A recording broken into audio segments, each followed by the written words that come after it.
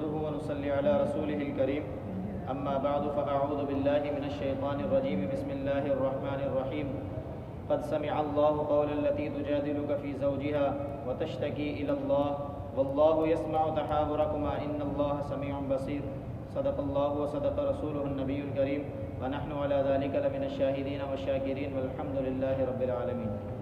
میرے معزز سامعین، آج تراویح میں ہم نے قد سمع اللہ 28واں سپارہ مکمل پڑھا ہے۔ اس سپارے کے اندر اس سپارے کی ابتدا جو ہے سورۃ المجادلہ سے ہو رہی ہے۔ مجادلہ کے لفظی معنی ہے جھگڑنا۔ یہ سورت مدنی ہے اور اس کے اندر احکام بیان کیے گئے ہیں۔ البتہ اس سورت کے اندر جو ابتدا کے اندر واقعہ بیان کیا گیا ہے وہ خولہ بنت ثعلبہ رضی اللہ تعالی عنہ کا ہے کہ وہ نبی علیہ الصلوۃ والسلام کے پاس آئیں اور اپنے شوہر کے معاملے میں نبی علیہ الصلوۃ والسلام سے جھگڑنے لگیں۔ وہ معاملہ یہ تھا کہ ان کے شوہر نے ان سے زہار کر لیا تھا۔ یہ زہار کہتے ہیں کہ کسی اپنی عورت کی پیٹھ کو اپنی ماں کی پیٹھ سے تشبیہ دے دینا۔ انہوں نے اس طریقے کا جب معاملہ کیا تو کفار کے زمانے کے اندر اس وقت یہ ہوا کرتا تھا کہ جو کوئی اس طرح کہہ دیتا تو وہ زہار طلاق کے برابر ہوا کرتا تھا، ان کے درمیان علیحدگی ہو جاتی تھی۔ تو جب یہ معاملہ ہوا تو وہ اپنے شوہر کی جدائی کے معاملے کے اندر نبی علیہ الصلوۃ والسلام سے جھگڑی۔ اس معاملے کے اندر کوئی اللہ کی طرف سے حکم ہونا چاہیے، وتشتکی الی اللہ، اور اللہ سے شکایت کی کہ اے اللہ یہ کیا معاملہ ہے کہ ایک تھوڑی سی بات کی وجہ سے ہمارے درمیان جدائی ہو گئی۔ ان کے شوہر تھے اوس بن صامت رضی اللہ تعالی عنہ۔ تو جب یہ معاملہ نبی علیہ الصلوۃ والسلام کے پاس پہنچ گیا اور انہوں نے اللہ رب العزت سے شکایت کی، پھر اللہ رب العزت نے اس صورت کے اندر زہار کے احکام بتائے کہ بھائی زہار اگر اپنی عورت کے تم قریب نہیں جاؤ گے تو پھر تو یہ طلاق ہو جائے گی، اگر رجوع کر لو گے اور کفارہ ادا کر دو گے تو اس کی وجہ سے تمہاری طلاق نہیں ہوگی۔ پھر اس کا کفارہ یہ بتایا کہ یا تو اپنی اہلیہ کو چھونے سے پہلے ایک غلام کو آزاد کر دو، یا یہ کہ پے در پہ 2 مہینے مسلسل روزے رکھ لو، یا یہ کہ 60 مسکینوں کو کھانا کھلاؤ۔ ان تینوں میں سے کوئی معاملہ کر لیا جائے۔ تو یہ اللہ رب العزت نے حد بیان کی ہے کہ یہ اللہ کی حدیں ہیں کہ ان کے قریب تم نہ جایا کرو۔ جب جاؤ گے تو بظاہر تمہیں نقصان نظر آئے گا کہ اللہ رب العزت کے احکامات کی پاسداری نہ کرنے کی وجہ سے۔ پھر اس کے بعد اللہ رب العزت نے سرگوشیاں کرنے سے منع فرمایا کہ جو کفار منافقین مسلمانوں کی سرگوشیاں کیا کرتے تھے، تو اللہ رب العزت نے ان کو بتایا کہ تم اگر 3 بیٹھ کر سرگوشی کر رہے ہو تو اس میں چوتھا جو ہوتا ہے وہ اللہ رب العزت ہوتا ہے جو تمہاری باتوں کو سن رہا ہوتا ہے۔ اگر تم 5 یا 6 ہو تو اس کے بعد 7واں 8واں اللہ رب العزت ہوتا ہے جو سب پتہ ہے اس کو۔ ثم ينبئهم بما عملوا يوم القیامہ، اللہ تمہیں تمہارے اعمال کی خبر دے گا کل قیامت کے دن۔ ان اللہ بكل شیء علیم، اور اللہ رب العزت جو ہے ہر شے کا علم رکھنے والے ہیں۔ پھر اس کے بعد جو ہے اللہ رب العزت نے ایک قانون بنایا۔ قانون یہ ہے کہ جب بھی تم میں سے کوئی 3 شخص بیٹھے ہوں تو تیسرے کو علیحدہ کر 2 شخص آپس میں گفتگو نہ کریں، کہ یہ اس کو لگے گا کہ یہ میرے لیے بات کر رہے ہیں اور میرے لیے کوئی منصوبہ بندی بنا رہے ہیں، حالانکہ آپ اس کے لیے بات نہیں کر رہے، لیکن آپ کے عمل کی وجہ سے اس کے دل میں جو بددیانتی اور خیال آیا وہ آپ کی وجہ سے آیا، اس کی بدگمانی آپ کے عمل کی وجہ سے بنی، تو لہٰذا اس عمل سے پرہیز کرنا چاہیے۔ اور یہ اس جگہ میں لاگو ہوتا ہے کہ اگر 2 مختلف قوموں کے 2 مختلف زبانیں بولنے والے ہیں اور اگر 3 شخص بیٹھے ہیں تو 2 اپنی زبان میں بات کرنے لگ جائے اور تیسرا شخص بیٹھا ہوا دیکھتا رہے کہ یہ کیا بات کر رہا ہے، تو یہ بھی اس کو بدگمانی کے اندر مبتلا کرے گا۔ تو اللہ رب العزت نے ان چیزوں سے بھی منع فرمایا۔ پھر اس کے بعد مجلس کے احکام اللہ رب العزت نے بتائے کہ جب تم مجلس میں بیٹھے ہوئے ہو اور مجلس میں کوئی شخص تمہاری طرف آئے تو اس کے لیے اپنی مجلس کے اندر کشادگی اختیار کر لیا کرو، یعنی تھوڑا سا آگے پیچھے ہو جایا کرو، اگرچہ جگہ نہ ہو لیکن تمہارے ہلنے کی وجہ سے، تمہارے آگے پیچھے ہونے کی وجہ سے اس شخص کی دلجوئی ہو جائے گی اور اس کا دل رہ جائے گا کہ میرا اس نے ادب کیا اور احترام کیا۔ اور یہی نماز کے اندر بھی حکم ہے کہ آپس میں مل کر کھڑے ہو، نماز میں بالکل جدا نہ ہو۔ آج ہم گرمی کی وجہ سے اور دوسرے کی کہ پانی لگ جائے گا یا گیلا ہے تو اس وجہ سے اس سے دور ہو کر کھڑے ہوتے ہیں، ایسا نہیں ہے، بلکہ نماز کے اندر مل کر کھڑے ہو جائیں کہ اللہ رب العزت تمہارے دلوں کو بھی آپس میں اسی طرح جوڑے۔ اور نماز کا یہی حکم ہے کہ کندھے سے کندھا ملا لیا جائے تاکہ تمہاری صف بھی سیدھی ہو جائے اور اللہ رب العزت تمہارے دلوں کو آپس میں اتحاد کے ساتھ جوڑے۔ یہی مسلمان اور انسانیت اور اللہ رب العزت نے مسلمانوں کو سبق دیا ہے۔ پھر اس کے بعد اللہ رب العزت نے بتایا کہ الم تر الی الذین تولوا قوما غضب اللہ علیہم، کہ ان باتوں سے جب اللہ رب العزت کے حکم سے قومیں پھر جاتی ہیں تو اللہ کا غضب ان پر آتا ہے۔ ما ہم منکم ولا منہم، آپ چاہے ان میں سے ہوں یا نہ ہوں۔ ویحلفون علی الکذب، اور وہ جھوٹی بات پر قسمیں کھاتے ہیں۔ وہم یعلمون، حالانکہ وہ جان رہے ہوتے ہیں کہ ہم جھوٹ بول رہے ہیں اور اس پر قسمیں کھاتے ہیں۔ ان میں وہ لوگ بھی داخل ہیں جو اپنا سودا جھوٹ بول کر بیچ دیتے ہیں۔ اتخذوا ایمانہم جنہ، اور یہ لوگ اپنی قسموں کو ڈھال بناتے ہیں کہ اللہ کی قسم میرے مال کے اندر کوئی عیب نہیں، یعنی اپنے مال کو بیچنے کے لیے اپنی قسم کو ڈھال بنا لیا۔ فصدوا عن سبیل اللہ، اور صحیح بات سے لوگوں کو روک دیتے ہیں۔ فلہم عذاب مہین، ان کے لیے رسوا کر دینے والا عذاب ہے۔ پھر اللہ فرماتے ہیں کہ یہ منافقین چاہے کچھ بھی کہتے رہیں، منافقین کے چہرے واضح ہیں، اللہ نے ان کے حکم بالکل واضح کر دیے ہیں۔ آگے سورہ منافقون پوری ان کی تصویر بھی پیش کر دے گی۔ اللہ فرماتے ہیں یہ چاہے کچھ بھی کہیں، کتنی ہی اچھی میٹھی زبان استعمال کر لیں، کتنا ہی اچھا لباس مسلمانوں کے مطابق پہن لیں، کتنے ہی اچھے معاملات لوگوں کے سامنے ظاہر کر دیں، لیکن حزب الشیطان، یہ سارے کے سارے شیطان کی جماعت ہیں اور یہ خسارے میں ہیں، اور ان لوگوں کو جو ساتھ دینے والے ہیں وہ بھی خسارے میں ہیں۔ ان الذین یحادون اللہ ورسولہ اولئک فی الاضلین، اور یہی لوگ جو ہیں یہ گمراہ ہیں اور گھٹیا لوگ ہیں۔ پھر لا تجد قوما یؤمنون باللہ والیوم الآخر یوادون من حاد اللہ، جب مسلمانوں میں ایسے لوگ بھی آ گئے کہ ان کے والدین یا ان کے عزیز و اقارب غیر مسلم تھے اب تک، تو ان کی محبتیں، قرابت داریاں ان کے ساتھ تھیں۔ یہ اللہ رب العزت نے فطری محبت دلوں میں ڈالی ہے کہ اپنے وطن کی اور اپنے قریبی رشتہ داروں کی محبت لوگوں کے دلوں میں ہوتی ہے۔ تو مسلمان تو بظاہر ہو گئے تھے، لیکن ان کے دل میں ان کے گھر والوں کے لیے، اپنے والدین کے لیے یہ محبتیں تھیں۔ تو اللہ نے یہ حکم نازل فرما دیا، جب تک یہ تمہیں اللہ اور اللہ کے رسول کے خلاف نہ کریں، تم ان کے ساتھ محبت کا معاملہ رکھو، ان کے ساتھ میل ملاپ رکھو، ان کے ساتھ گفتگو کا معاملہ رکھو، لیکن جہاں یہ تمہارے رسول کے خلاف تمہیں حکم دیں، کسی غلط بات کی طرف تمہیں متوجہ کریں، تو پھر ان کی مخالفت کر دو۔ اولئک حزب اللہ، اور ایسے لوگ جو ہیں یہ اللہ کی جماعت ہیں، اللہ نے ان کو جنت میں داخل کرنا ہے کہ جس کے نیچے نہریں بہہ رہی ہیں، اور یہ اس میں ہمیشہ رہیں گے۔ اور سن لو کہ حزب اللہ ہم المفلحون، حزب الشیطان کامیاب نہیں ہے، بلکہ اللہ کی جماعت کامیاب ہے، وہ ہمیشہ کامیاب لوگوں میں ہے۔ پھر اس کے بعد سورۃ الحشر کی ابتدا ہے۔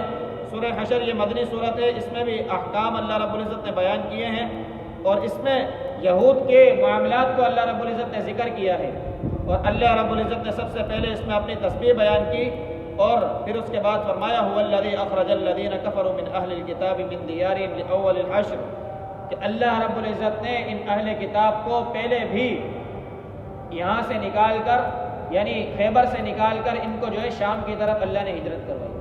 معاملہ یہ تھا کہ یہ لوگ اتنے ڈٹے ہوئے تھے کہ ان کے پاس آسائشوں کے سارے سامان موجود تھے، قلعے انہوں نے بنائے ہوئے تھے، اور یہ سمجھتے تھے ہم ان مضبوط قلعوں کے اندر بند ہیں، کوئی ہم پر حملہ نہیں کر سکتا۔ اور مسلمانوں کو انہوں نے مدینے کے اندر، یثرب جو کہتے تھے یہ لوگ، اس شہر کے اندر پورے کے پورے میں انہوں نے اپنے سود کے بازار گرم کیے ہوئے تھے کہ کوئی ان کے آگے بول نہیں سکتا تھا۔ معیشت ان کی بہت بہتر تھی، بظاہر حالت ایسی معلوم ہوتی تھی کہ کوئی ان کو شکست نہیں دے سکتا۔ تو اللہ فرماتے ہیں لأول الحشر، کہ پہلی دفعہ ہم نے تم کو نکال کر جمع کر دیا تھا، تو ہم آگے بھی تم کو نکال کر جمع کر دینے والے ہیں۔ تو حضرت عمر فاروق رضی اللہ تعالی عنہ نے ان کو دوبارہ نکال کر جلا وطن کیا۔ اور اس کے بعد بھی اگر یہ اسی طریقے کے معاملات کرتے رہیں گے، بظاہر ان کو نظر آئے گا کہ ہم دنیا میں مضبوط ہیں۔ آج بھی دو بینک ہیں نا، ورلڈ بینک، IMF، یہ اپنی معیشت کو ایسا سمجھتے ہیں کہ ہم کو کوئی ہلا نہیں سکتا، لیکن اللہ نے ہلا کر دکھایا ہے۔ آج یہ سمجھتے ہیں ہمارے ملکوں پر کوئی قبضہ اور حملہ نہیں کر سکتا، اللہ نے ہلا کر دکھایا ہے۔ خیبر کا قلعہ کہ اس کے دروازے کو 70 لوگ کھولا کرتے تھے کہ صرف دھکا دینے کے لیے 70 لوگ چاہیے۔ حضرت علی رضی اللہ عنہ وہ صحابی رسول کہ اللہ رب العزت نے ان کو ایسی طاقت دی کہ اکیلے اس دروازے کو اکھاڑ کے پھینک۔ یہ ہے مسلمانوں کی ایمانی طاقت کہ اللہ رب العزت نے ایمان والوں کو ہمیشہ سے یہ طاقت عطا فرمائی ہے.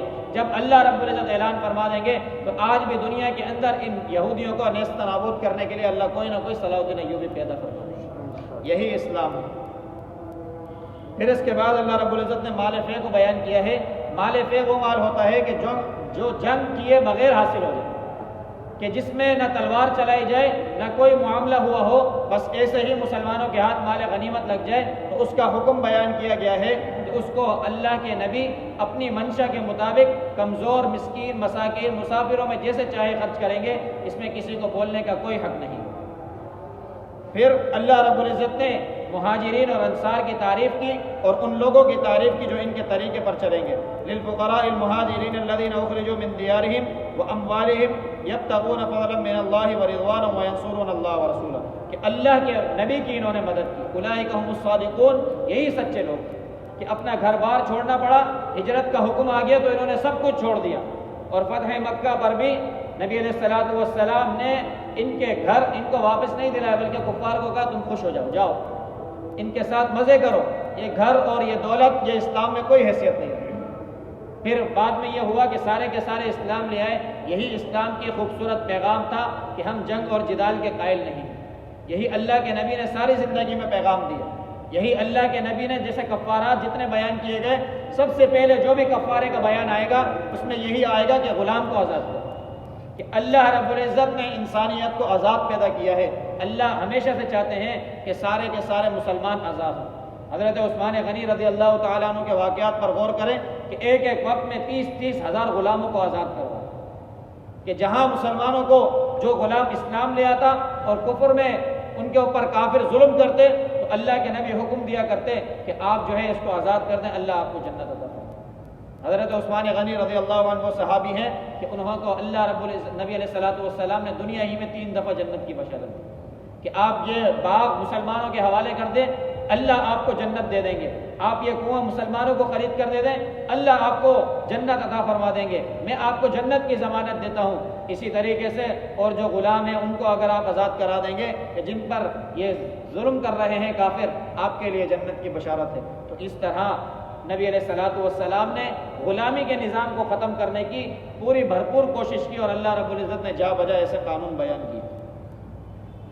پھر اس صورت کے آخر میں اللہ رب العزت بتا رہے ہیں کہ یا ایھا الذین آمنوا اتقوا اللہ، ایمان والو اللہ کا خوف اختیار کرو، ولتنظر، اور اس بات کی طرف نظر کرو کہ تم نے کل کے لیے کیا بھیجا، یعنی کل قیامت کے دن تم نے اپنے اعمال کے لیے آگے کیا کیا ہے. اچھے اعمال آگے کیے ہیں یا تمہارے برے اعمال ہیں جن کے سبب اللہ کے یہاں تمہاری پکڑ ہو جائے گی. پھر اللہ نے اس بات کو اتقوا اللہ، پہلے بھی واتقوا اللہ، آخر میں بھی واتقوا اللہ، اس بات کو بند کیا کہ اپنے اعمال کرتے ہوئے اللہ کا خوف کرو، اعمال کرنے کے بعد بھی اللہ کا خوف کرو کہ جو عمل کیا ہے اللہ کی رضا کے مطابق کیا ہے یا اللہ کی دنیا کی ریا کے لیے. اپنے معاملات کے اندر اللہ کا خوف ملحوظ خاطر ہو. ان اللہ خبیر بما تعملون، اور بے شک اللہ بڑا باخبر ہے جو تم اعمال کر رہے ہو. خبیر کہتے ہیں کہ گندم کا ایک ڈھیر لگا دیا جائے. پرانے زمانے میں اس طرح ہوا کرتا تھا کہ گندم کے بڑے بڑے ڈھیر ہوتے تھے پہاڑوں کی طرح، پھر اس میں ایک شخص اس طریقے سے ہاتھ ڈال کر اندر سے گندم نکال کر دیکھا کرتا کہ یہ گندم کس طریقے کی، اوپر تو بظاہر اچھی رکھ دی جائے اور اندر خراب رکھی ہوئی ہو تو اس سے معلوم پڑ جاتا تھا. تو اللہ بندوں کے اعمال کو ایسے خبردار ہیں کہ اس کے اندر کے عمل کی جو فکر ہوتی ہے کہ یہ عمل کس نظریے سے کیا، کس عقیدے سے کیا، کس حیثیت سے کیا، اللہ کو وہ حیثیت معلوم ہے. اللہ ایسے خبردار ہے. پھر اللہ فرماتے ہیں کہ ان منافقین نے دنیا کے اندر اللہ کو بلایا، اللہ رب العزت نے ان کو اپنا آپ بھلا دیا. نسوا اللہ انساہم انفسہم، اللہ نے ان کو اپنا آپ بھلا دیا. ان کو پتہ ہی نہیں ہے کہ کس طرف یہ جا رہے ہیں. یہ سمجھ رہے ہیں کہ ہم دنیا کے اندر ادھر کی بات ادھر کر کے اور مسلمانوں کے سامنے اچھا بن کے اور بات بظاہر کچھ اور کر کے یہاں کافروں کا ساتھ دے کر ہم دنیا کامیاب کر لیں گے. اللہ فرماتے ہیں ہم نے ان کو اپنا آپ بھلا دیا، ان کو پتہ ہی نہیں ہے کیا کر رہے ہیں. یہ فاسق قوم ہے. لا یستوی اصحاب النار و اصحاب الجنہ، جنت اور جہنم والے برابر نہیں ہو سکتے، ہمیشہ کے لیے جنت والے ہی کامیاب ہوں گے. پھر اس کے بعد اللہ رب العزت قرآن کے نازل کرنے کے مسئلے کو بتا رہے ہیں کہ اللہ رب العزت نے اگر چاہتے تو پہاڑوں کو عقل دے دیتے اور پہاڑوں کو سمجھ عطا فرما دیتے. یہ پہاڑوں پر قرآن نازل فرما دیتے. تو وہ عقل کے باوجود بھی اس قرآن کی ہیبت کی وجہ سے ریزہ ریزہ ہو جاتا ہے۔ لیکن تم انسانوں کو کیا ہوا ہے کہ اللہ نے تمہیں عقل سلیم عطا فرمائی ہے، دنیا کی ہر چیز کی طاقت، ہر چیز کی باغ ڈور، ہر چیز کی لگام تمہارے ہاتھوں میں ہے، لیکن تم قرآن کو سمجھتے نہیں ہو، اس میں غور و فکر نہیں کرتے اور اس کو ہلکی چیز لیتے ہو۔ وَتِلْكَ الْأَمْثَالُ نَضْرِبُهَا لِلنَّاسِ لَعَلَّهُمْ يَتَفَكَّرُونَ، اللہ ایسی مثالیں دیتے ہیں شاید کہ تم غور و فکر کرنے لگو۔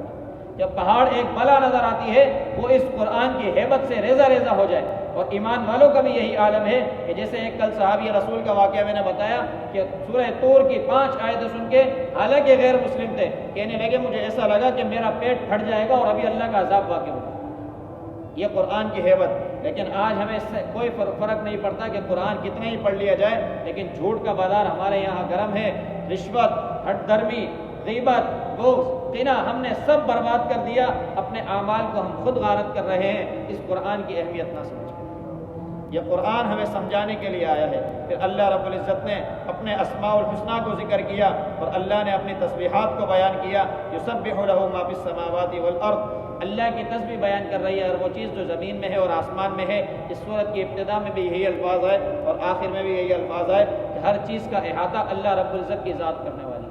تم اپنی دن کی ابتدا اور دن کی انتہا اللہ کی تسبیحات سے کرو۔ وہو العزیز الحکیم، وہی غالب ہے اور حکمت والا ہے۔ پھر اس کے بعد سورۃ الممتحنہ کی ابتدا ہے۔ یہ سورت بھی مدنی ہے، اور اس سورت کے اندر اللہ رب العزت نے جو واقعہ ہے وہ حاطب بن ابی بلتع رضی اللہ تعالی عنہ جو بدری صحابی ہیں، جب نبی علیہ الصلوۃ والسلام نے فتح مکہ کے لیے مسلمانوں کو آگے کیا تو انہوں نے اپنے دل کے اندر ایک بات محسوس کرتے ہوئے کہ کفار کو اس کے بارے میں خبردار کیا جائے۔ نبی علیہ الصلوۃ والسلام نے خبردار نہیں کیا تھا، بتایا نہیں تھا کہ ہم آ رہے ہیں، لیکن انہوں نے پیچھے سے یہ خبر لیک کرنی چاہی تو اللہ نے ان کی پکڑ کر لی۔ نبی علیہ الصلوۃ والسلام نے ان کو پکڑ لیا اور روک لیا تھا۔ پھر اللہ رب العزت نے، حالانکہ یہ ایمان والے تھے اور بدری صحابی تھے، بدریوں کے لیے اللہ نے ویسے ہی جنت کی بشارت کا اعلان کیا ہوا ہے، لیکن بظاہر ان سے تھوڑا سا جو معاملہ ہوا، لیکن اللہ رب العزت نے ان کی توبہ کو قبول کر کے ان کی بخشش کا ارادہ فرمایا، اور ان کی ندامت کو محسوس کرتے ہوئے اللہ نے ان کی بخشش کی۔ پھر اس کے بعد اللہ رب العزت نے ایک اور واقعہ جو ہے وہ بیان کیا اس سورت کے اندر کہ جب حدیبیہ کا معاہدہ ہوا، اس حدیبیہ کے معاہدے کے اندر یہ بات تھی کہ اگر کوئی مسلمان مکہ سے غیر مسلم ہو اور اسلام قبول کر کے مدینہ تشریف لے جائے تو اس کو نبی علیہ الصلوۃ والسلام واپس کریں۔ اب ان کی ایک عورت اسلام لے آئی تو وہ نبی علیہ الصلوۃ والسلام کی بارگاہ میں مدینہ المنورہ تشریف لے آئی، تو اس کے والد کو جب معلوم ہوا کہ نبی علیہ الصلوۃ والسلام کے سخت دشمن تھے، وہ آئے اور کہا کہ بھائی میری بیٹی ایمان لے کر آئی ہے اور آپ کے پاس موجود ہے، اور آپ معاہدے کی خلاف ورزی نہیں کر سکتے، معاہدے کی پاسداری کرتے ہوئے آپ اس کو لوٹائیں۔ تو نبی علیہ الصلوۃ والسلام نے کہا معاہدے میں ہم نے یہ لکھا تھا کہ کوئی مرد اگر اسلام لے آئے گا اور وہ ہمارے پاس آ جائے گا تو نہیں لوٹائیں گے، البتہ کوئی عورت اسلام لے آئے گی تو ہم اس کو لوٹائیں گے نہیں۔ تو نبی علیہ الصلوۃ والسلام نے ان کو نہیں لوٹایا اور مدینہ المنورہ میں رہنے دیا، اور ان کے امتحان کے لیے نبی علیہ الصلوۃ والسلام نے کچھ چیزیں کی، اس امتحان کے اوپر ہی اس سورت کا نام ممتحنہ ہے کہ آزمایا جانا۔ پھر اس کے بعد یہ سورت اپنی انتہا میں اس بات کو بتا رہی ہے کہ یا ایھا الذین آمنوا لا تتولوا قوما غضب اللہ علیہم، کہ اپنے اسلام سے نہ پھرنا، اپنی باتوں سے اور اپنے عہد سے نہ پھر جانا ان قوموں کی طرح جن پر اللہ کا غضب نازل ہوا۔ اللہ کا غضب منافقین پر، مشرکین پر نازل ہوا۔ قد یئسوا من الآخرہ، یہ آخرت سے ایسے نا امید ہیں کہ جیسے کہ کفار اصحاب قبور، یعنی جو قبر میں چلا جائے، اب وہ اس سے بولتے ہیں کہ یہ قبر میں چلا گیا، اب اس سے ہمیں کوئی طاقت نہیں ملتی۔ تو یہ اس سے جس طرح نا امید ہیں تو یہ قیامت کے بھی ایسے ہی انکار کرنے والے ہیں کہ قیامت نہیں آئے گی۔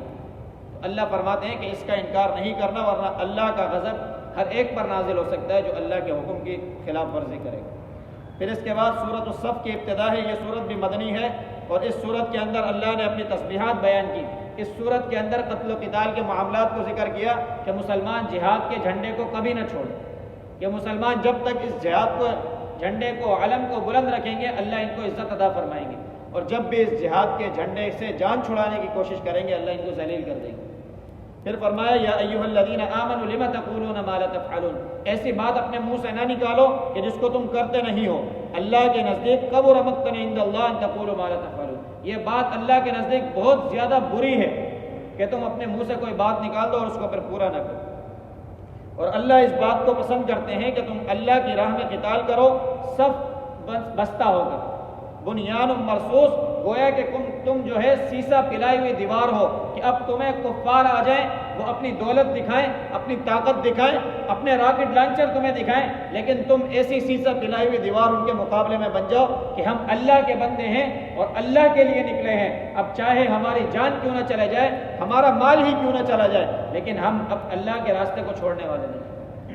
جیسا کہ سورہ حدید میں بتایا گیا تھا کہ یہ سارا کا سارا مال اللہ ہی کا ہے، وَلِلَّهِ مِيرَاثُ السَّمَاوَاتِ وَالْأَرْضِ، کہ زمین اور آسمان کی میراث اللہ کی ہے۔ اگر تم اپنے ہاتھ سے اللہ کی راہ میں خرچ نہیں کرو گے تو کل تم مر جاؤ گے، یہ سارا کا سارا مال اللہ کا ہے۔ تو اس لیے اپنی زندگی میں رہتے ہوئے اپنے مال کو اللہ کی راہ میں لگاؤ، دین کی سربلندی کے لیے لگاؤ اور اپنی طاقت کو دین کو بلند کرنے کے لیے استعمال کرو۔ پھر تسلی کے لیے موسیٰ علیہ السلام کا تذکرہ کیا اور عیسیٰ ابن مریم علیہ السلام کا تذکرہ کیا کہ اللہ نے ان کو بنی اسرائیل کی طرف بھیجا اور ان لوگوں نے ان کا انکار کیا، حالانکہ عیسیٰ ابن مریم نے محمد رسول اللہ صلی اللہ علیہ وسلم کی بشارت ان کو سنائی تھی کہ میرے بعد ایک نبی آنے والے ہیں جن کا نام احمد ہوگا، ان کی تم اتباع کرنا۔ لیکن یہ جب نبی علیہ السلام کے زمانے کو انہوں نے پایا تو یہودی رہے اور نصارہ رہے اور نبی علیہ السلام پر ایمان نہیں لائے، باوجود یہ کہ ان کو علم تھا۔ پھر اللہ رب العزت فرماتے ہیں یہ لوگ اپنے منہ کی پھونک سے اللہ کے دین کی روشنی کو بجھانا چاہتے ہیں، واللہ متم نورہ، جبکہ اللہ رب العزت نے یہ ارادہ کیا ہوا ہے کہ اللہ اپنے دین کو غالب کر دے، لیظہرہ علی الدین کلہ، اللہ نے پیغمبر دنیا کے اندر بھیجے ہی اس لیے کہ سارے ادیان پر اس دین کو غالب کر دے۔ اب قرآن جیسی دلیل کے سامنے سارے کے سارے ڈھیر ہیں، علمی مقابلے کے اندر یہ کوئی مقابلہ نہیں کر سکتے، جبکہ ان کو چیلنجز دیے گئے ان کے کہے کے مطابق، آ جاؤ مباہلہ کر لو، اگر تم سچے ہو تو آؤ، اپنے لوگوں کو لے آؤ، اپنے گھر والوں کو لے آؤ، اپنی عورتوں کو لے آؤ، اپنی کتاب کو لے آؤ، اگر تم سچے ہو تو اللہ سے دعا کرو، اللہ ہم سچے ہیں تو ان کو مارو، اگر یہ جھوٹے ہیں تو پھر ان کو ختم فرما دے۔ لیکن یہ ایسا کرنے کے لیے تیار نہیں ہوتے تھے، کیونکہ ان کو پتا تھا دین حق یہی ہے، ہم اپنی ہٹ درمی پر جائیں۔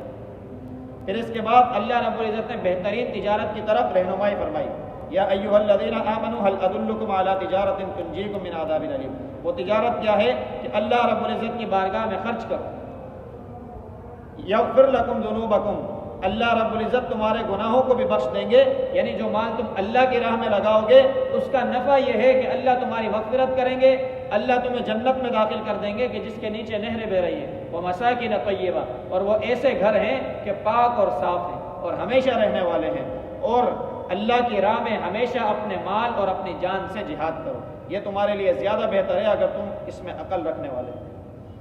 پھر اس کے بعد اللہ رب العزت نے عیسیٰ علیہ السلام کے حواریوں کا ذکر کیا کہ اللہ کے دین کے لیے ایسے مضبوط کھڑے ہو جاؤ جیسے عیسیٰ ابن مریم کے حواری تھے، کہ ان کے سامنے بہت کچھ کیا گیا، جان کی دھمکیاں دی گئیں، ان کو لوٹنے کی دھمکیاں دی گئیں، لیکن ان کے حواری ان کے ساتھ کھڑے رہے۔ من انصاری الی اللہ، جب عیسیٰ ابن مریم نے کہا اپنے حواریوں سے کہ اللہ کے ساتھ میری مددگار کون ہے اللہ کی طرف، یعنی کون میرے ساتھ اللہ کے دین کے لیے کھڑا ہوتا ہے، تو حواریوں نے کہا نحن انصار اللہ، ہم اللہ کی فوج ہیں۔ آمنت طائفہ من بنی اسرائیل وکفرت طائفہ، بنی اسرائیل کے بعض لوگ ایمان لے آئے اور بعض نہیں لائے۔ فأیدنا الذین آمنوا علی عدوہم فاصبحوا ظاہرین، اللہ نے تقویت دے دی ایمان والوں کے ذریعے اپنے دشمنوں پر، اور اللہ نے اس دین کو غالب کر کے دیا۔ پھر اس کے بعد سورۃ الجمعہ کی ابتدا ہے، سورۃ الجمعہ بھی مدنی ہے اور اس میں بھی اللہ رب العزت نے اپنی تسبیح کو بیان کیا، اور پھر نبی علیہ السلام کی رسالت کو بیان کیا کہ ہم نے ایک امی رسول تمہاری طرف بھیجے جو ہماری آیتیں تم پر پڑھتے ہیں اور تمہارا تزکیہ کرتے ہیں اور تمہیں کتاب اور حکمت کا علم سکھاتے ہیں، اور اس سے پہلے تو تم کھلی گمراہی میں تھے کہ تمہیں پتہ ہی نہیں تھا، پانی کے ایک گھونٹ کے اوپر تم سالوں لڑتے ہی آتے، اپنے چوپایوں کو پانی نہ پلانے کی وجہ سے ہزاروں سال تمہاری لڑائیاں چلتی تھیں، تمہیں کوئی علم نہیں تھا، تم کھلی گمراہی میں تھے۔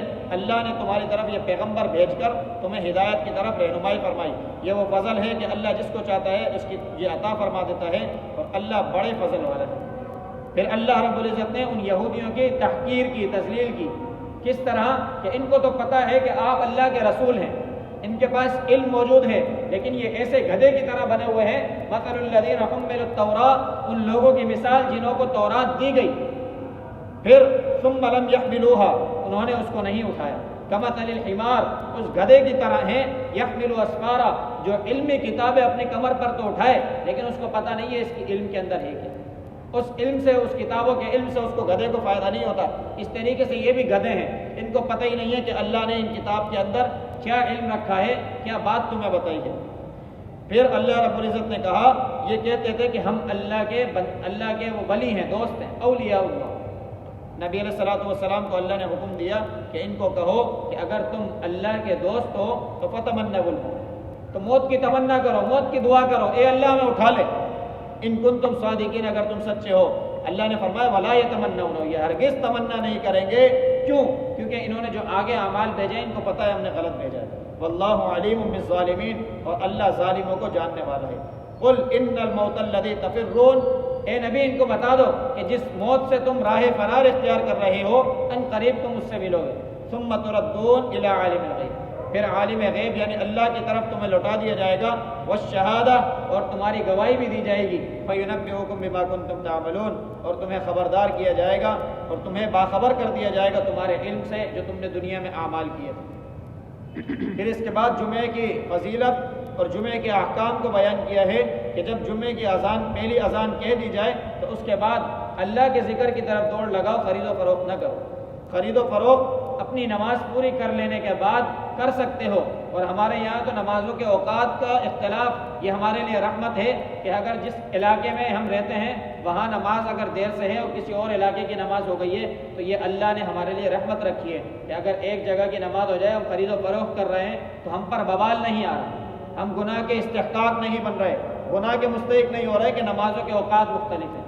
اگر شہر میں ایک وقت مقرر کر دیا جائے اور پھر وہ اذان ہو جائے اور اس کے بعد ہم خرید و فروخت کریں تو پورے شہر کے لوگ گناہ گار ہیں۔ تو یہ اللہ رب العزت کی بڑی رحمت ہے، لیکن ایسا کرنا نہیں چاہیے۔ جب اذان ہو جائے تو اللہ کے ذکر کی طرف دوڑ لگائیں اور خرید و فروخت کے معاملے کو ترک کر دیں، اور جب نماز پوری ہو جائے تو زمین میں پھیل جاؤ اور اللہ کے فضل کو تلاش کرو، یعنی رزق کو تلاش کرو۔ اور اس کے بعد اس معاملے کا تذکرہ کیا کہ جب ایک خرید فروخت کرنے والا کوئی چیز لے کے آیا اور نبی علیہ الصلوۃ والسلام منبر پہ موجود ہیں، لوگوں کو خطبہ دے رہے ہیں، بعض صحابہ نے دیکھا کہ وہ چیز فروخت ہو رہی ہے تو وہ نبی علیہ الصلوۃ والسلام کو منبر پر کھڑا ہوا چھوڑ کر چلے گئے۔ اللہ رب العزت نے اس معاملے کو ذکر کیا کہ جب یہ تجارت کو دیکھ لیتے ہیں یا کوئی لہو و لعب دیکھ لیتے ہیں، انفضوا الیہا، اس کی طرف پھر جاتے ہیں، وترکوک قائما، آپ کو یہ کھڑا چھوڑ دیتے ہیں، تو ان کو کہہ دو قل ما عند اللہ خیر من اللہو ومن التجارت، کہ اللہ کے ذکر میں جب لگے رہو گے تو جو اللہ کے پاس ہے وہ اس تجارت اور اس لہو و لعب سے زیادہ بہتر ہے، اور اللہ بہترین رزق دینے والا ہے۔ پھر اس کے بعد سورہ منافقون کی ابتدا ہے۔ اس سورہ منافقون کے اندر اللہ رب العزت نے منافقوں کے چہرے کو واضح کر دیا کہ یہ کہتے ہیں کہ آپ اللہ کے رسول ہیں، اور واللہ یعلم انک لرسول، اللہ تو جانتے ہیں کہ آپ اللہ کے رسول ہیں، واللہ یشہد ان المنافقین لکاذبون، لیکن اللہ گواہی دے رہے ہیں کہ یہ منافقین جھوٹے ہیں، یہ آپ کے سامنے اقرار کرتے ہیں اور پیچھے جا کر کچھ اور کرتے ہیں۔ اتخذوا ایمانہم جنہ، یہ قسم کھاتے ہیں کہ اللہ کی قسم ہم ایمان لے آئے ہیں، لیکن یہ اپنی قسم کو اپنے ایمان کے لیے ڈھال بناتے ہیں۔ پھر اس کے بعد اللہ رب العزت فرماتے ہیں کہ وَإِذَا قِيلَ لَهُمْ تَعَالَوْا يَسْتَغْفِرْ لَكُمْ، جب ان سے کہا جائے کہ تم آ جاؤ، يَسْتَغْفِرْ لَكُمْ، اللہ کے نبی تمہارے لیے مغفرت طلب کریں گے، تو لووا رؤوسہم، اپنے چہرے کو کبھی ادھر گھماتے ہیں کبھی ادھر گھماتے ہیں، لیکن اس بات کی طرف نہیں آتے۔ وَرَأَيْتَهُمْ يَصُدُّونَ وَهُمْ مُسْتَكْبِرُونَ، اور تم ان کو دیکھو گے کہ یہ لوگوں کو روکنے والے ہیں اور تکبر کرنے والے ہیں۔ سواء علیہم استغفرت لهم تستغفر لهم، اے نبی آپ ان کے لیے مغفرت طلب کریں یا نہ کریں، لن یغفر اللہ، اللہ نے فیصلہ کر لیا اللہ ان کی مغفرت نہیں کرے گا۔ ان اللہ لا یہدی القوم الفاسقین، اللہ فاسقوں کو ہدایت نہیں دیتے۔ پھر اس کے بعد اس سورت کے آخر میں اللہ رب العزت بتایا ہے یقولون لئن رجعنا الی المدینہ، یہ کہتے ہیں کہ ہم مدینے کی طرف لوٹ جائیں گے، لیخرجن الاعز منها الاذل، کہ ہمیں اس مدینے سے نکال دیا جائے، لیخرجن الاعز، انہوں نے عزت دار لوگوں کو مدینے سے نکالا اور اپنے آپ کو وہاں ٹھہرا لیا۔ وَلِلَّهِ الْعِزَّةُ وَلِرَسُولِهِ، اللہ کے لیے عزت ہے، اللہ کے رسول کے لیے عزت ہے، اور مومنوں کے لیے عزت ہے، منافقین کے لیے کوئی عزت نہیں ہے۔ وَلَكِنَّ الْمُنَافِقِينَ لَا يَعْلَمُونَ، لیکن منافقوں کو اس کا علم نہیں۔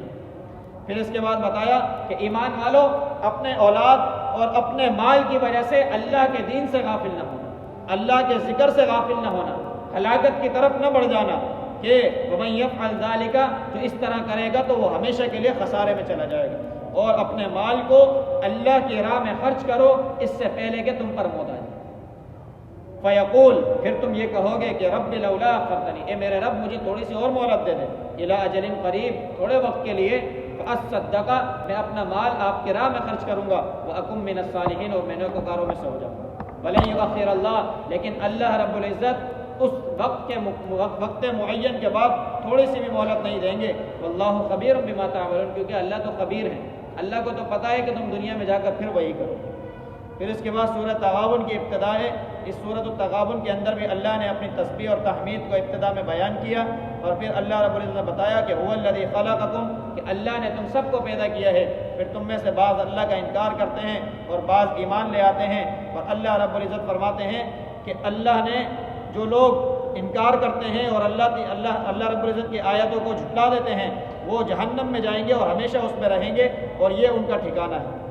اس کے برعکس وہ لوگ جو ایمان لے آئے اور نیک اعمال کیے، اللہ رب العزت ان کی گناہوں کو بدل دیں گے، یکفر عنہ سیئات، اللہ ان کے گناہوں کا کفارہ دے دیں گے، یعنی ان کے گناہوں کو نیکیوں میں بدل دیں گے اور اللہ ان کو جنتوں میں داخل کر دیں گے۔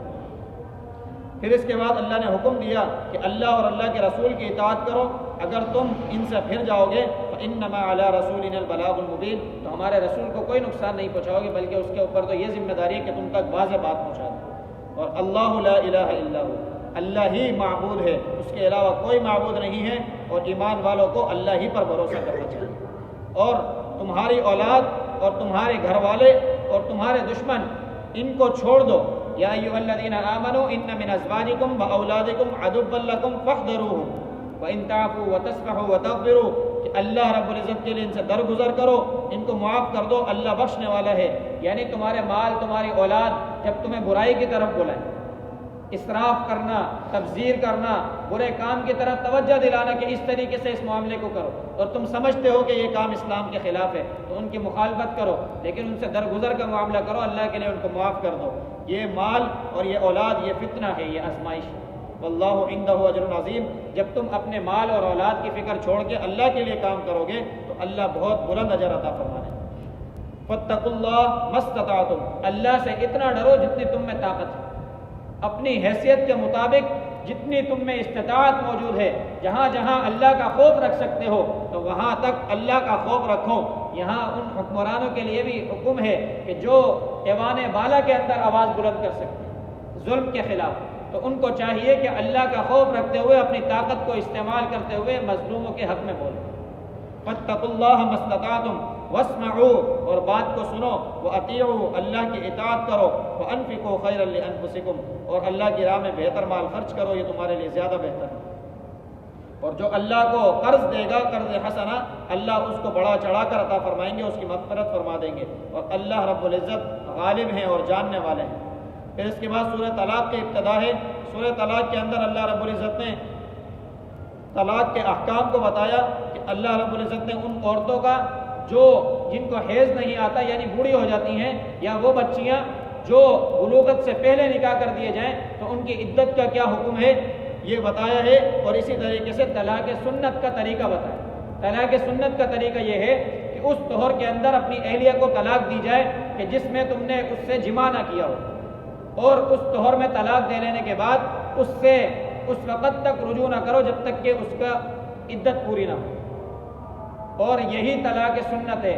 طلاق اسلام میں پسندیدہ نہیں ہے، لیکن اللہ رب العزت نے اس لیے حکم دیا کہ بعض جگہوں پر ایسے معاملات ہو جاتے ہیں کہ اس کی اہلیہ اس کو دین پر عمل کرنے سے روک دے، یا اس کے لیے کوئی وبال بن جائے یا مصیبت کا سبب بنے، تو اللہ رب العزت نے یہ آپس میں بن نہ رہی ہو، تو اللہ رب العزت نے یہ طلاق کو حکم دیا ہے کہ تم اس کو ایک طلاق دو۔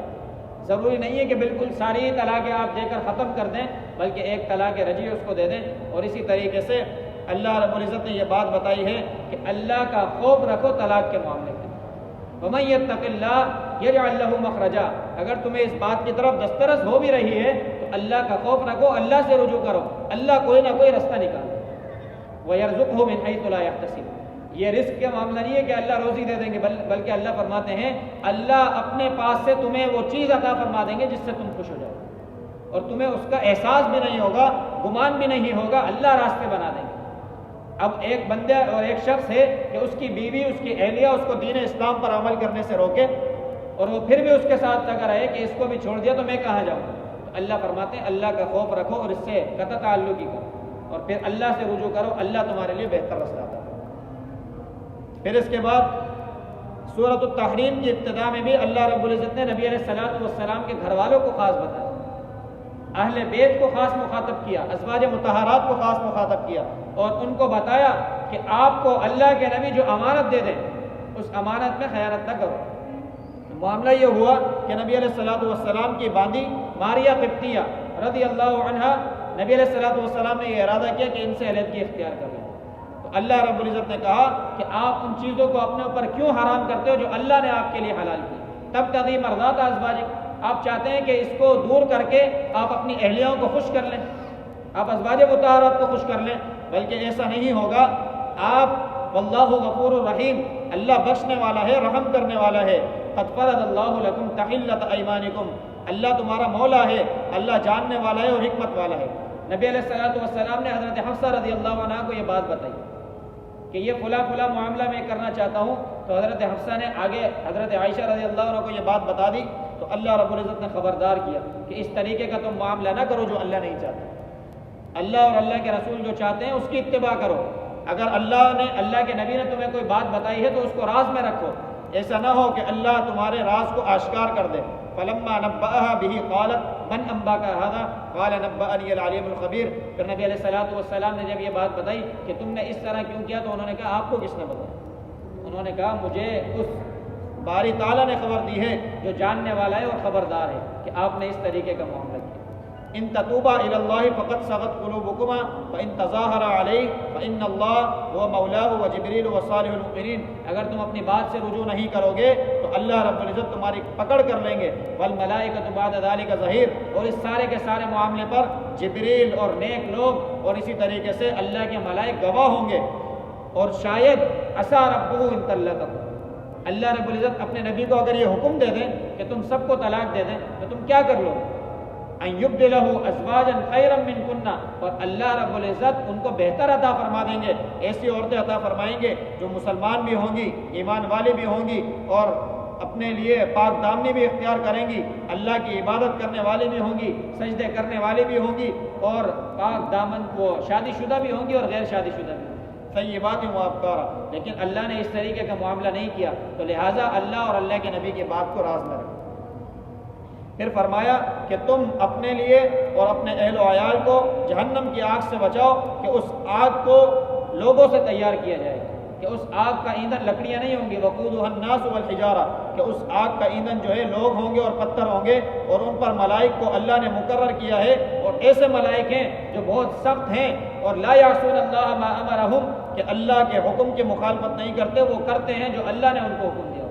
یعنی ایسے فرشتے ہیں کہ جن کی آنکھ ناک کان نہیں ہے بلکہ اللہ نے مارنے کے لیے لگایا ہے تو ضربے لگائیں گے، ان کو نہ آواز آئے گی چیخنے کی، نہ آنکھوں سے دکھائی دے گا کتنا خون نکلتا، بلکہ وہ صرف ضربے لگائیں گے. یا ایھا الذین کفروا لا تعتذروا اليوم، کل قیامت کے دن کافروں سے کہا جائے گا کہ آج معذرت نہ کرو، آج تمہیں تمہارے اعمال کا پورا بدلہ دیا جائے گا. البتہ جو نیک لوگ اللہ کی بارگاہ میں توبۃ نصوحا کر لیتے ہیں، یعنی ایسی توبہ کرتے ہیں کہ جس کے بعد دوبارہ گناہوں کی طرف نہیں پھرتے، تو اللہ ان کے گناہوں کو بخش دیتے ہیں، ان کی برائیوں کو نیکیوں سے بدل دیتے ہیں، ان کو ایسی جنت عطا فرما دیتے ہیں جس کے نیچے نہریں بہہ رہی ہیں. اور اس جنت کی ایسی مثال ہے کہ لا یخزی اللہ النبی والذین آمنوا معہ، اس دن یعنی قیامت کے دن اللہ رب العزت اپنے نبی کو اور ان کے ساتھ جو ایمان لے ان کو رسوا نہیں کریں گے، اور اللہ رب العزت ان کو ایسی روشنی عطا فرمائیں گے کہ ان کے آگے پیچھے نور ہوگا اور یہ کہہ رہے ہوں گے کہ ہمارے رب نے ہماری روشنی کو مکمل کر دی. اور اللہ رب العزت ہر شے پر قادر ہے. پھر اللہ نے حکم دیا یا ایھا النبی جاہد الکفار، کہ ان کفاروں سے جہاد کرو، ان سے لڑو، ان سے جھگڑو اللہ کے دین کے معاملے میں. والمنافقین، منافقین کا بھی یہی حال ہے. وغلظ علیہم، ان کے اوپر شدت سے برس جاؤ. ومأواہم جہنم، ان کا ٹھکانہ جہنم ہے. وبئس المصیر، اور یہ بھڑکی ہوئی آگ بہت ہی برا ٹھکانہ ہے. پھر اللہ رب العزت نے دو عورتوں کی مثال دی. ایک وہ عورت کہ جو نبیوں کے حرم میں اللہ نے دی، یعنی نوح علیہ الصلوۃ والسلام اور لوط علیہ الصلوۃ والسلام کی اہلیہ، کہ نبی کے گھر میں اللہ نے ان کو اہلیہ بنا کر بھیجا. اور ایک عورت تھی فرعون کی کہ آسیہ، کہ اللہ نے اس کو فرعون کے گھر کے اندر ایمان کی دولت سے نہ مارا۔ اور یہ دونوں نبی کے محرم میں ہونے کے بعد بھی کہ صالح علیہ السلام، یہ لوط علیہ السلام کی اہلیہ کافروں کے ساتھ، نوح علیہ السلام کی اہلیہ اور اولاد کافروں کے ساتھ، تو یہاں یہ بتا دیا گیا کہ صحبت فائدہ نہیں دیتی، بلکہ اپنے عمل لوگوں کو نجات دیں گے، اپنے عمل لوگوں کو کامیاب کریں گے۔ اپنے عمل اگر اچھے ہوں گے تو کامیاب ہوں گے اور کامیابی سے ہمکنار ہو جائیں گے۔ اسی طریقے سے اللہ رب العزت فرماتے ہیں کہ اپنے لیے پاک دامنی اختیار کرو۔ وصدقت بکلمات ربھا، یہاں پہ مریم علیہ السلام کی تعریف کی کہ اللہ کے کلمات کی انہوں نے تصدیق کی، اللہ کی کتاب کی تصدیق کی۔ وکانت من القانتین، اور وہ قناعت کرنے والوں میں سے تھی، اللہ کی طرف رجوع کرنے والوں میں سے تھی۔ تو ہمیشہ صحبت ان لوگوں کی اختیار کی جائے جو نیک ہیں، لیکن اس کے ساتھ ساتھ عمل بھی کیا جائے۔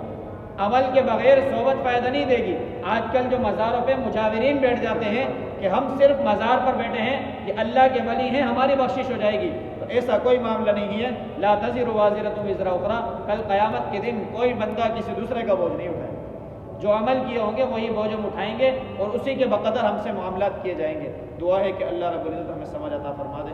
آخر دعوانا الحمدللہ رب العالمین والعاقبۃ للمتقین والصلاۃ والسلام علی سید الانبیاء والمرسلین اللہم انت السلام و منک السلام تبارک یا ذا الجلال والاکرام۔ اللہ کریم ہمارے یہاں بیٹھنا اپنے بارگاہ عالیہ میں قبول فرما۔ اللہ تراویح کو اپنی بارگاہ عالیہ میں قبول فرما۔ اللہ قرآن حدیث کا سننا سنانا اپنی بارگاہ عالیہ میں قبول فرما۔ یا اللہ ملک پاکستان کی حفاظت فرما۔ اللہ ہماری معیشت کی حفاظت فرما۔ اللہ مہنگائی کے عذاب سے ہم سب کو محفوظ فرما۔ اللہ اس فتنے سے اللہ ہم سب کو بچا لے۔ اللہ ہمارے ملک کو محفوظ فرما دے۔ یا اللہ فلسطین کے مسلمانوں کی حفاظت فرما۔ یا اللہ قبلہ اول بیت المقدس کی حفاظت فرما۔ یا اللہ ان لوگوں کی طرح ایمان ہم سب کو نصیب فرما۔ یا اللہ جتنے لوگ پریشان حال ہیں، بیمار ہیں، مصیبت زدہ ہیں، اللہ تمام کی بیماریوں کو، پریشانیوں کو، مصیبتوں کو دور فرما۔ یا اللہ جتنے بے روزگار ہیں اللہ سب کو حلال طیب روزگار عطا فرما۔ اللہ جتنے پیارے ہمارے اس دنیا سے چلے گئے سب کی کامل بخشش فرما۔ صلی اللہ تعالی علی رسول خیر خلقہ محمد وعلی آلہ وصحبہ